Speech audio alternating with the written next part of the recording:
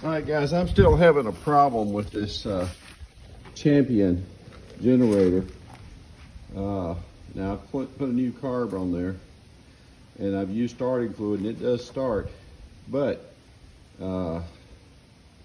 otherwise I'm not getting it to start. So what I am doing is I'm starting over now. I've gone ahead and flushed the oil out, and you can see I've got this in a lean position with the gas open, the valve open, and I'm now going to drain this tank of all the oil, because it's got to be contaminated oil, and start with some fresh oil change, and this thing should fire up with a new carb on it.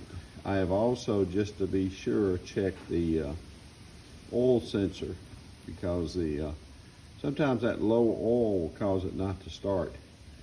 But once you've confirmed you got oil, you can disconnect that.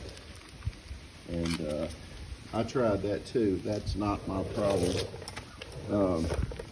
For those of you that need to know what I'm talking about, if you check here, you'll have some wires coming out of the engine, and they'll connect here. They're a low oil sensor, and these are designed that when you have low oil, no oil situation, it won't start. But you can unplug that and test it. You just have to make darn sure you've got oil in there, or you'll ruin your engine. So, but I'm going to do a fresh oil change and gas change here, and hopefully this thing's going to fire. Back in touch. I'll give you.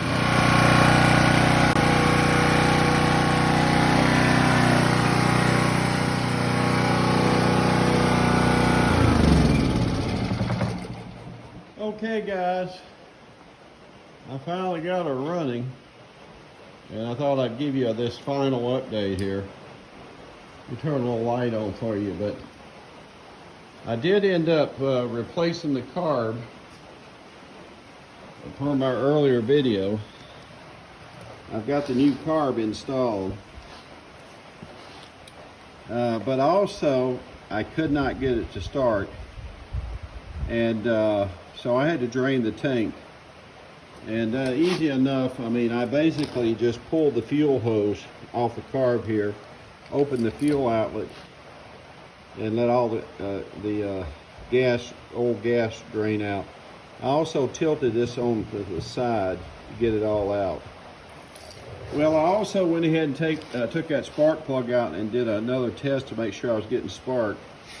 And I was, but I did have to adjust the gap and clean the carbon deposits. And then I got it to fire up.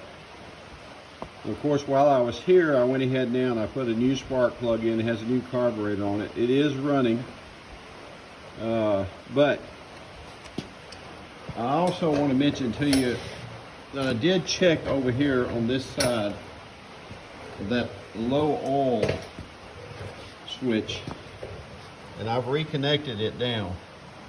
That's potentially a problem sometimes.